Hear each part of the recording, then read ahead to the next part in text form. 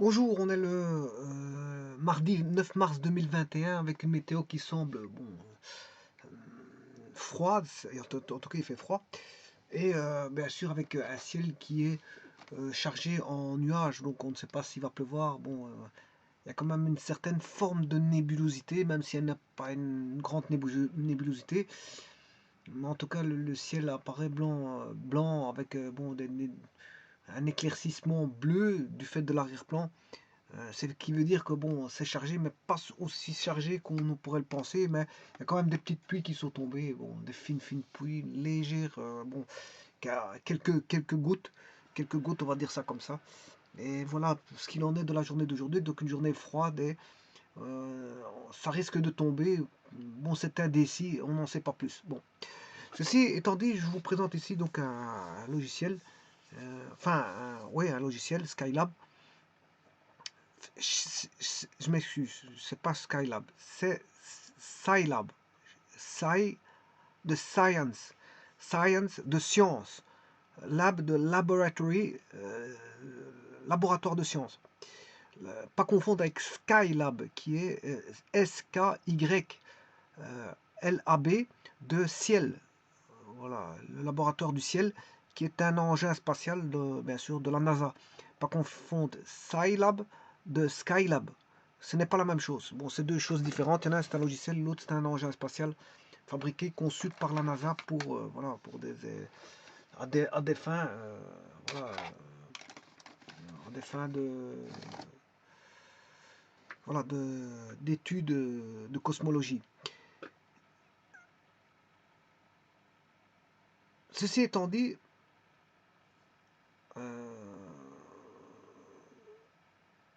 donc je vous présente ici Scilab. Il ne faut pas que je confonde avec Skylab. Voilà, Science Laboratory. Alors pourquoi Science Laboratory? Parce que tout d'abord, qu'est-ce qui permet ce logiciel? Ce logiciel, il est marqué que c'est open source software for numerical computation. En fait, c'est un logiciel open source pour le calcul numérique. Bon. Open source, ce qui veut dire qu'il est ouvert à tout le monde. Voilà, il est ouvert à tout le monde et on peut coder comme on veut. On peut coder dedans. Il est ouvert. C'est un logiciel ouvert, de source ouverte. On peut coder, peut-être on peut prendre des bribes de code, bon, je n'en sais pas plus, mais en tout cas, il est open source. Donc, on peut coder dedans, Et on peut avoir accès à certains codes de Scilab. Et en plus, il est gratuit. Il est gratuit, contrairement à son concurrent qui est MATLAB. MATLAB qui lui est payant, mais qui comporte beaucoup plus qui est un logiciel beaucoup plus costaud que Scilab, ça je vous le dis tout de suite. MATLAB, bon, qui est utilisé par les ingénieurs pour faire des calculs divers, notamment on sait faire des calculs de circuits. Circuit RLC, bon, c'est un très bon logiciel, MATLAB c'est un très bon logiciel, simplement il est juste payant, mais pour celui qui désire se le procurer, mais il peut à tout moment, je veux dire, l'acheter à sa guise, il peut l'acheter comme il le veut, comme il l'entend. Les logiciels, on ne va pas chercher toujours ce qu'on veut. Enfin, on ne va pas toujours chercher le logiciel gratuitement. Parfois, il faut savoir payer de temps en temps, je veux dire, un logiciel pour dire de payer des programmeurs qui sont derrière, qui ont pris la peine et le temps d'apporter des outils d'aide des outils d'aide au calcul. Voilà, donc, alors maintenant, autre chose, donc il y a des programmeurs, toutes des équipes de programmeurs qui ont été, qui ont donné leur savoir, ce sont des programmeurs high skill, qui ont donné leur savoir pour fournir des outils, et ici, en l'occurrence, des outils mathématiques, des outils scientifiques, des outils d'électronique, des outils de divers domaines, dans lesquels on peut faire pas mal de choses au travers de ce logiciel Scilab. Donc voilà, vous avez le logiciel. Comment télécharger? Vous allez sur Download, vous le téléchargez. Alors il y a diverses versions.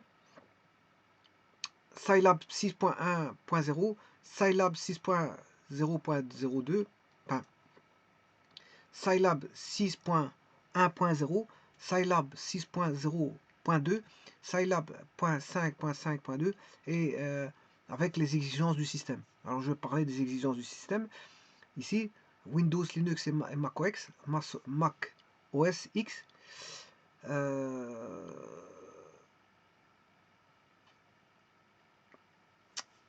Je sais plus ce que je voulais dire.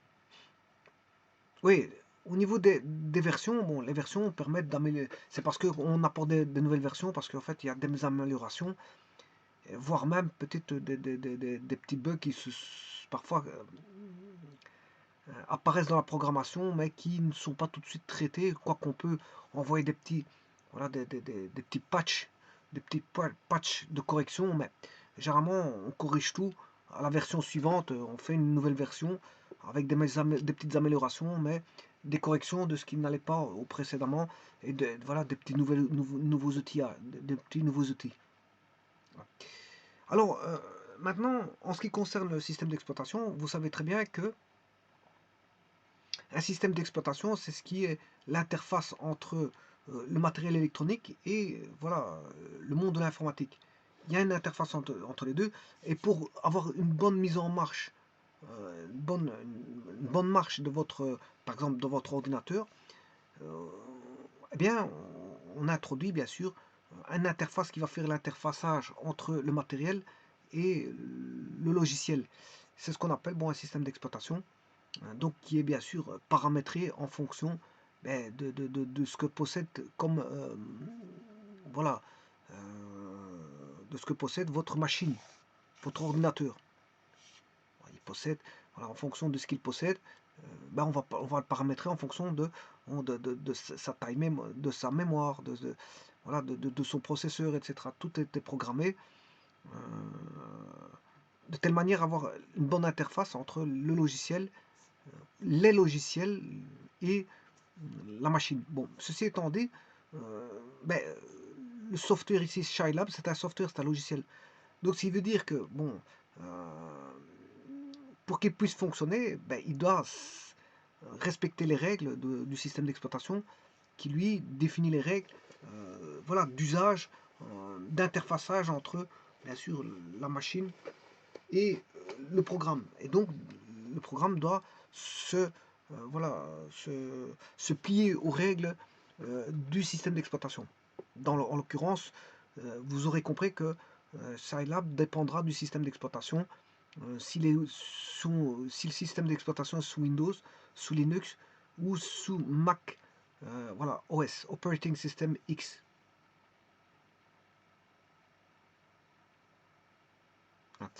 Ceci étant dit, donc il faudra se conformer aux règles du système d'exploitation et donc le logiciel doit se conformer aux règles du système d'exploitation et les programmeurs sont habilités justement à faire en sorte qu'il y ait la possibilité que le système d'exploitation reconnaisse toutes les fonctionnalités, enfin que le programme, oui, que le système d'exploitation reconnaisse les fonctions et les paramètres d'usage du logiciel qui est Scilab. Donc il y a une interaction entre les deux et l'interaction se fera correctement parce que justement euh, le système d'exploitation, les programmeurs devront répondre voilà, aux règles, devront répondre aux règles établies par le système d'exploitation, donc ils ne pourront pas faire n'importe quoi. Voilà, faire des choses dans un logiciel, c'est d'abord faire en sorte que le système d'exploitation le permette, parce que le système d'exploitation ne permet pas tout. Donc en fait, il faut, on va dire, mettre toutes les interactions qui, avec le système d'exploitation dans les rails du système d'exploitation proprement dit. C'est-à-dire que le système d'exploitation pourra répondre à voilà, voilà, des traitements, pourra répondre à des traitements en fonction de ce qui a été programmé qui est bien sûr en lien avec le système d'exploitation. Parce que s'il n'est pas en lien avec le système d'exploitation, ça n'ira pas. Si c'est le système d'exploitation qui est le dernier rempart et qui dicte sa façon de faire et de voir les choses. Bon, en dehors de ça, moi, je veux dire, ça n'ira pas, ça ne marchera pas.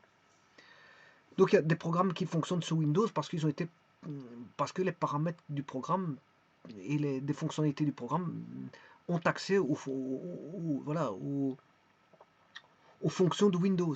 Les fonctions Windows, c'est pas ce qui manque. Donc les fonctions, vous avez les fonctions Win32, Win32 du système d'exploitation, ben voilà, on peut aller chercher des appels de fonctions de Windows directement, bien sûr, pour autant que la programmation soit bien faite au niveau, et on n'en doute pas parce que ça a été bien fait au niveau de Scilab, donc tout a été bien fait, donc on imagine que tout tourne correctement, peut-être qu'il y a peut-être un bug ou l'autre, il y a toujours des bugs, hein, on peut trouver toujours des bugs, voilà, si vous dessinez par exemple sur GeoGebra, voilà, et vous créez un graphique avec, voilà, à un moment donné, il va y avoir une distorsion du graphique, parce que c'est un temps qui n'est pas tout à fait réel. Bon, il y a un temps de latence très court, mais bon, et parfois il y a des distorsions, et même, voire même une erreur dans la fonction. Voilà, si je veux par exemple dessiner une série de Fourier, ben, à un moment donné, il peut bugger à un endroit. Un endroit, comme j'ai pu le constater à plusieurs reprises, bon, quand j'ai lancé un programme, il y avait une petite erreur, mais c'est pas grave, on comprend la fonction. Quelqu'un qui est derrière, bon, on ne demande pas une grande précision, on ne demande pas, je veux dire, eux ont déjà fait en sorte que les programmeurs de GeoGebra, pour avoir quelque chose de, on va dire, de propre, voilà, de plausible par rapport à ce que vous avez rentré, donc il n'y a pas de problème. Mais maintenant, c'est une petite erreur, on ne va pas chicaner sur la petite erreur qui se produit, mais il faut aller la voir, cette erreur où elle est. C'est pas tout le monde qui la voit parce que la personne qui regarde, elle a un effet de, on va dire, de masse, donc elle voit toute la fonction, mais si vous percevez à certains endroits la fonction, il peut avoir des écrasements de la fonction quand vous faites une série de Fourier. Donc il peut avoir des petits bugs, mais c'est pas grave, c'est pas des grands bugs voilà, qui va poser un grand problème, je veux dire, à votre comment est-ce qu'on appelle ça, à votre donc à votre voilà façon de faire dans votre programme. Bon, ce que je voulais vous dire ici, donc vous le téléchargez ici. Vous prenez, bon, il est valable pour les systèmes d'exploitation Windows, Linux et Mac OS X, en tout cas pour le 6.1.0. Voilà, c'est un open source, un logiciel open source pour calcul numérique. Voilà, alors Scilab, ici, qu'est-ce qu'ils vous disent sur Wikipédia? Ben, Scilab, il est sur Wikipédia. Alors, ils expliquent que le Scilab, c'est Scilab, oh, ça c'est l'écriture voilà, phonétique, Scilab. C'est pas Skylab, mais Scilab. Contraction de Scientific Laboratory, c'est ce que je vous disais tout à l'heure, en anglais, est un logiciel libre de calcul numérique. Voilà, multiplateforme, il peut aller sur plusieurs systèmes d'exploitation, fournissant un environnement de calcul pour des applications scientifiques ou mathématiques, voire mathématiques. Hein. Il possède un langage de programmation orienté calcul numérique de haut niveau. Ben, il pourra traiter du C, du Java aussi. Du C. Ben voilà, il est marqué juste à droite. Écrit en C++, C, Java et Fortran. Voilà, donc c'est clair et net. Si c'est écrit en C++, C, Java et Fortran, ben voilà, vous pouvez, voilà, c'est clair et net. C'est clair et net. Système d'exploitation, Linux, Microsoft, Windows, macOS, voilà. Et Berkeley Software Distribution. Berkeley, c'est aux États-Unis, c'est en Californie, hein, c'est là où il y avait les savants atomistes. Voilà, de Berkeley, qui ont trouvé, bon, qui ont fait les études sur voilà, l'exploitation voilà, de l'atome. Voilà, type calcul numérique, licence Cécile V2, GPV, site web scilab.org, j'étais sur le site là tout à l'heure. Mais donc vous avez vu que c'est écrit en C++, C, Java et Fortran. Donc ce qui veut dire qu'apparemment, si c'est open source, vous pouvez coder en C++, en C, en Java et en Fortran. Et il contient tous les patchs Java pour pouvoir il contient le Java Virtual Machine pour pouvoir programmer en Java. Donc voilà. Donc apparemment, on pourrait faire du Fortran aussi. Le Fortran, je vous rappelle, c'est Formula Translation. voilà, Formula Translation, c'est euh, transa- euh, traduction de formule. Traduction de formule. Bon. Donc vous pouvez faire du Fortran avec. Donc c'est un langage de programmation orienté calcul numérique de haut niveau, peut être utilisé pour le traitement de signal, l'analyse, traitement de signaux, mais vous pouvez avoir des filtrages, voilà, des convolutions, des filtrages et tout ce qui s'ensuit, donc en traitement de signal. Donc vous pouvez faire de COV de l'automatisme, c'est ça que je veux dire. Voilà, c'est bon pour faire de l'automatisme, pour faire bien sûr pas que de l'automatisme, parce qu'il n'y a pas que dans le filtrage est utilisé aussi en télécommunication, donc ça peut servir aussi en télécommunication, en télécom, voilà, dans les réseaux voilà, de télécommunication, etc. Bon, on a des calculs avec des filtrages, etc., etc. Donc on sait le faire avec ça, avec le Scilab. L'analyse, on sait faire des statistiques. Le traitement d'image, apparemment on peut faire du traitement aussi d'image. Des simulations de dynamique des fluides, l'optimisation numérique, et la modélisation et la simulation de systèmes dynamiques explicites et implicites. Voilà.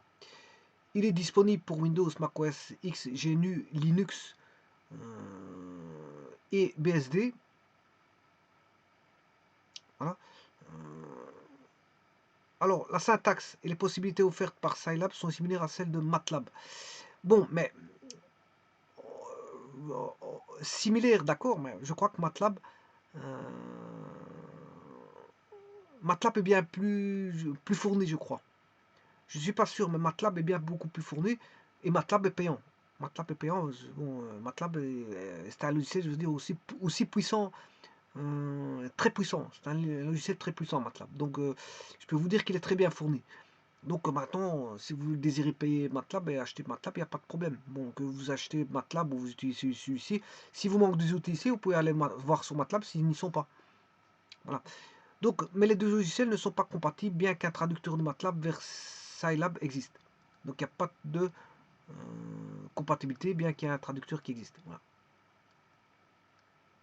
Le projet est né à l'INRIA, donc c'est la société qui a créé MATLAB. L'INRIA, c'est la société qui a créé MATLAB en 1982 sous le nom de Blaise, hein, provenant de Blaise Pascal, bien sûr. À partir de MATLAB, il s'agit donc initialement d'une surcouche de Fortran permettant une programmation structurée. La syntaxe étant proche du Pascal, voilà, c'est plus proche du Pascal, voilà. L'INRIA fonde en 1984 une jeune pousse qui est Simulog pour commercialiser le produit sous le nom de Basil. Dans les années 90, Simulog cesse la distribution de Basil et le projet, alors baptisé Meta 2, devient le fruit d'une collaboration de chercheurs d'INRIA et de l'École nationale des ponts et des chaussées.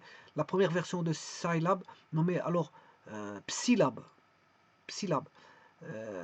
même prononciation, donc Psylab, Scilab. Donc c'est Scilab. Pi avec un P, Scilab. Et ici maintenant on dit plus Scilab, on dit Scilab.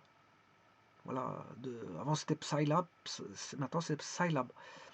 On enlève le P si vous voulez, de psy, voilà, pour faire scientifique. Voilà. Et mis à disposition en 1994, le développement de Scicos commence à la même époque en tant que boîte à outils graphiques. En 98, un ancien doctorant du projet Meta 2, Habib Jreich, fonde la jeune pousse Saphir Control pour fournir une assistance aux entreprises privées utilisant Scilab. L'équipe Metallo est fondée en 2000 pour développer un traducteur MATLAB Scilab et assurer l'intégration de bibliothèques graphiques orientées objets et en particulier une interface graphique en Java. Voilà, donc l'interface graphique est en Java. Voilà. Début 93, l'INRIA décide de créer le consortium Scilab avec le soutien de sociétés d'organisation et d'organisations académiques pour faire face à l'augmentation du nombre de personnes téléchargeant et utilisant Scilab et assurer son avenir et son développement. Donc vous voyez que plus les gens ont téléchargé pour utiliser Scilab et plus son développement s'est accru. Donc bien qu'il soit gratuit, le fait de télécharger un nombre de fois le logiciel permet au logiciel de vivre. En 2005, le consortium Scilab décide de se tourner vers un développement Java. L'équipe Metallo décide de rester sur la technologie GTK et créé donc une scission fork appelée Scilab GTK basée sur Scilab 4. Ce projet sera renommé Seacoast Lab. Dans la lignée d'un développement industriel, le consortium Scilab intègre la fondation de coopération scientifique Digiteo en juillet 2008 pour fournir un environnement propice à la croissance soutenue de l'opération et préparer son transfert progressif vers une structure privée. Ainsi, en juin 2010, Scilab Enterprise est créé sur le modèle économique open source classique pour assurer le développement de logiciels Scilab gratuit basé sur un code ouvert. Voilà, ça c'est l'open source, un code ouvert, et proposer des services professionnels payants. Ah oui, donc en fait, il y a des services payants. Tout n'est pas gratuit en fait. Tout n'est pas gratuit. Voilà, tout n'est pas gratuit. Voilà, tout n'est pas gratuit. Bon, peut-être qu'il y a des services en plus qu'ils fournissent. Là, à ce moment-là, il faut payer les services. Je ne sais pas quel type de service qu'ils peuvent fournir en plus. J'en sais pas plus, mais voilà, ces services-là qu'ils fournissent en plus sont payants. Depuis juillet 2012, le logiciel Scilab est développé par Scilab Enterprises. En 2015, l'INRIA et Occam Pro mettent en place un projet commun d'intérieur en Occam L, nommé Scilint. Cela donne naissance à SciWeb, un interpréteur accessible par un navigateur web bien qu'incomplet et plus lent. Voilà, il est basé sur l'interpréteur. Hein. Voilà, bon, il y a le C, c'est un compilateur, ici apparemment c'est un interpréteur.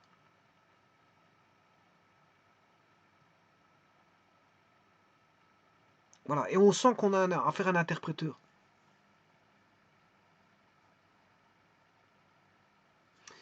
Voilà, distribué gratuitement et avec son code source via Internet depuis 1994. Le C, donc, comme je vous ai dit, c'est un compilateur. Il a besoin d'un compilateur pour... Voilà, apparemment, ici, il est interpréteur. Licence, distribué gratuitement et avec son code source via Internet depuis 1994, il est disponible dès précompilé pour un grand nombre d'architectures. Néanmoins, il ne s'agissait ni d'un logiciel open source, selon l'Open Source Initiative, ni d'un logiciel libre. En effet, l'ancienne licence Scilab n'autorise pas la distribution commerciale d'une version modifiée selon la classification de la FSF. Il s'agit donc plutôt d'un logiciel semi-libre. Scilab est donc devenu un logiciel libre lors du changement de licence. Il est distribué sous la licence Cecil V2. Voilà la licence. Donc si vous voyez Cecil V2, c'est la licence. Voilà. Donc si vous allez sur comment on appelle ça, Scilab, vous voyez Cecil V2, c'est la licence. Voilà. Depuis la version 5.0, licence libre compatible GNU GPL. Présentation succincte de l'utilisation. Scilab peut exécuter des instructions en ligne de commande ainsi que des fichiers de commande script contenant des instructions au format texte. On peut exécuter des programmes Fortran ou C à partir de Scilab. Il est également possible d'utiliser le moteur de Scilab depuis une application externe grâce à l'API Call Scilab. Voilà, Call Scilab. Scilab est complété par un environnement graphique Xcos basé sur Scicos, comparable à l'environnement graphique Simulink fourni avec MATLAB. Il est comparable, mais c'est pas parce qu'il est comparable qu'il est le même. Voilà. Syntaxe élémentaire en ligne de commande. Voilà, ici, il suffit de taper ça. Hein. Vous tapez A, que ce soit majuscule ou minuscule. Voilà. Vous tapez A égale 1, A égale 2. Voilà, on peut y aller d'ailleurs. Hein. Je peux commencer à voir ça. Je vais rentrer dans Scilab. Alors, la première des choses à faire, je vais vous expliquer ici, en gros. Donc, la première des choses, depuis l'avènement de l'informatique, vous avez les notions de fichiers. Bon, les fichiers peuvent être auparavant, on avait les fichiers, les types de fichiers, on avait des fichiers séquentiels, des fichiers directs, des fichiers indexés.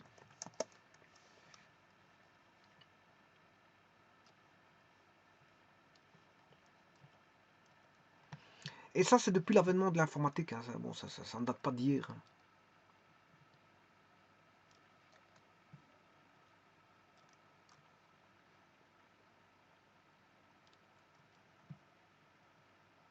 Alors, qu'est-ce qu'on pouvait faire avec un fichier? Mais on pouvait faire des opérations sur les fichiers. Alors, la première des choses qu'on peut faire avec un fichier, c'est de l'ouvrir. On ouvre un fichier, on ouvre, mais si on peut l'ouvrir, on peut le fermer.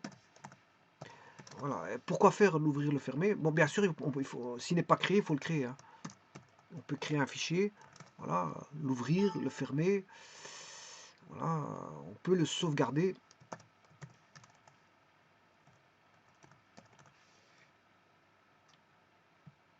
Et bien sûr, quand on l'ouvre, ben, généralement c'est pour faire des mises à jour, modifications, mise à jour, voire des modifications.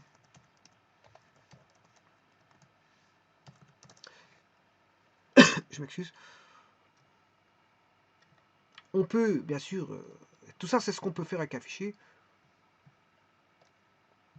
Et on peut bien sûr l'effacer, le supprimer. On peut le supprimer. On peut l'imprimer. C'est toutes les actions qu'on peut faire avec un fichier. L'imprimer. Voilà. Plus des autres opérations telles qu'on peut le copier, copier le fichier, faire des copies. Bien sûr, mise à jour, créer, modifier. C'est tout ce qu'on peut faire avec les fichiers. Le créer, l'ouvrir, le fermer, le sauvegarder. À l'intérieur, il peut y avoir du traitement. Bon, copier, et alors il y a d'autres opérations, par exemple le convertir. Convertir. Etc. Bon, alors je mets etc. parce qu'il y a d'autres opérations sur les fichiers qu'on peut faire. Bon, j'en ai dit déjà une panoplie, c'est déjà pas mal. Et donc, tous les programmes vont se baser sur la notion, bien sûr, d'accès au fichier. Un fichier, on y accède, il faut voilà, le chemin d'accès et savoir où il est. Une fois qu'on sait où ce qu'il est, bah, on y accède facilement.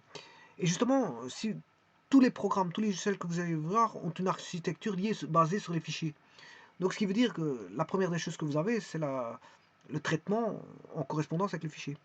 Et ce qui se passe, c'est que le fichier, ben, il se trouve, voilà, il se trouve dans votre ordinateur sous un chemin dans lequel il faut aller ouvrir, faut aller suivre tout le chemin pour accéder au fichier. Vous devez savoir où il est le fichier dans votre système d'exploit, dans votre environnement, on va dire informatique. Vous devez savoir connaître tout le chemin. Voilà. Alors si vous avez un disque qui est C2 points, slash, enfin, slash à l'envers, voilà, users, et puis bon, vous allez chercher vos utilisateurs. Vous prenez le bon utilisateur, bien sûr, s'il y a plusieurs utilisateurs. Ensuite, vous allez, supposons qu'il est dans le Documents, vous allez dans Documents. Et ici, moi, j'ai créé sur, comment on appelle ça, dans Windows, j'ai créé, bon, vous pouvez le faire à partir d'ici, hein, voilà, vous ouvrez voilà, un dossier, vous le nommez un nouveau dossier. Je l'appelais Scilab et à l'intérieur, j'ai dénommé un fichier que j'ai appelé traitement et qu'il a dénommé traitement.sce.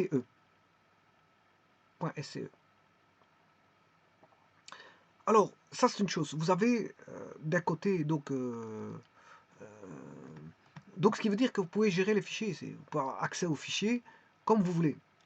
L'accès aux fichiers se fait par la gauche. Là, vous avez un environnement lié aux fichiers. Vous avez un environnement lié au fichier. Tout ce qui est là, c'est la gestion de fichiers. Vous pouvez, si vous voulez, ouvrir un dossier et aller chercher un fichier. Parce que les fichiers sont cachés dans des dossiers. C'est comme une armoire. Vous avez une armoire. Dans ces armoires, vous avez voilà, des dossiers. C'est un peu la même chose. Donc vous avez, voilà, ici, vous avez des dossiers. Dans un dossier se cachent plusieurs fichiers. Des fichiers images, fichiers texte, fichiers ce que vous voulez. Voilà. Donc il faut aller chercher le bon chemin où se trouvent vos fichiers ici. Mais pour ça, il faut lui dire quel chemin que c'est. Voilà, slash, je sais pas moi. Voilà, ça, si ce dossier-là s'appelle, je sais pas moi, essai. Ici, je vais l'appeler mon. Voilà. Alors pour accéder au fichier, un fichier ici qui s'appelle fiche 1. Ben, vous devrez taper bien sûr tout le chemin slash voilà, essai slash mon slash. Mais vous devez savoir où ce qu'il est ce fichier. Hein. Si vous devez ouvrir fichier 1, fiche 1. Vous devez savoir où il est. Alors, on sait faire des recherches dans le système d'exploitation, hein. Enfin, sous Windows, je m'excuse, sous Windows. Vous pouvez chercher le fichier où il est grâce à rechercher. Vous tapez rechercher fiche 1. Voilà. Dans un dossier. Si vous savez déjà qu'il est dans un dossier, vous pouvez le chercher dans un dossier directement. Ou vous pouvez mettre contenu. Si vous savez qu'il y a un contenu là-dedans, dans le fichier, je sais pas, il parle de, je sais pas moi, le fichier il parle de calcul. Vous avez tapé le mot calcul dans le fichier, par exemple à un moment donné, vous tapez contenu calcul, voilà, contenu de point calcul, et là on va vous trouver tous les fichiers qui comprennent le mot calcul, et puis vous choisissez le bon fichier. Donc vous pouvez faire une recherche, une fois que vous connaissez le chemin, vous pouvez accéder au chemin. Parce que bon, un chemin, comment on peut retrouver un chemin, hein, comment trouve-t-on un chemin? Par rapport à une carte. Ben voilà. Mais ici, il n'y a pas de carte. Il n'y a pas de carte. Qu'est-ce qui va vous indiquer le chemin?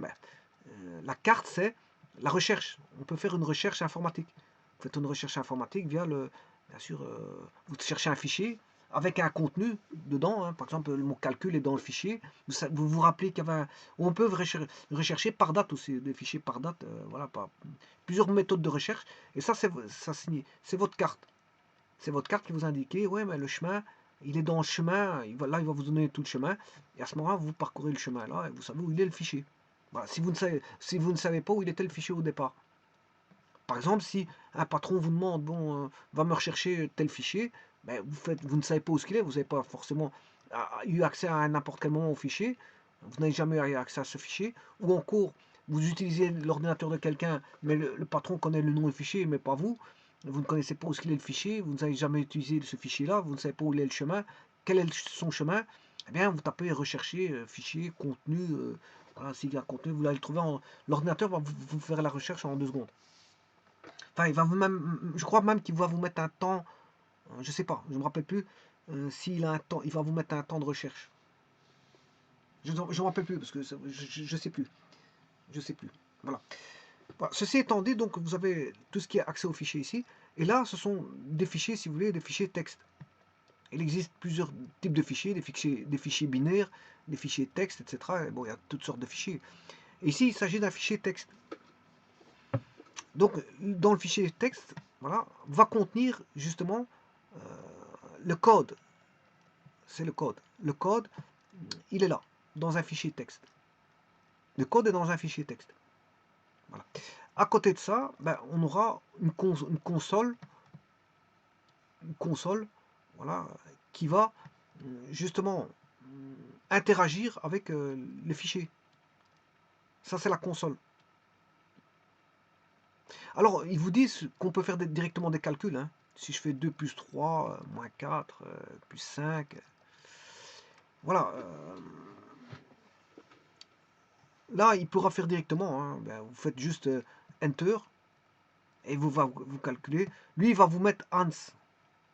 Ans égale, ça veut dire la réponse. Answer, c'est la réponse, hein. Answer.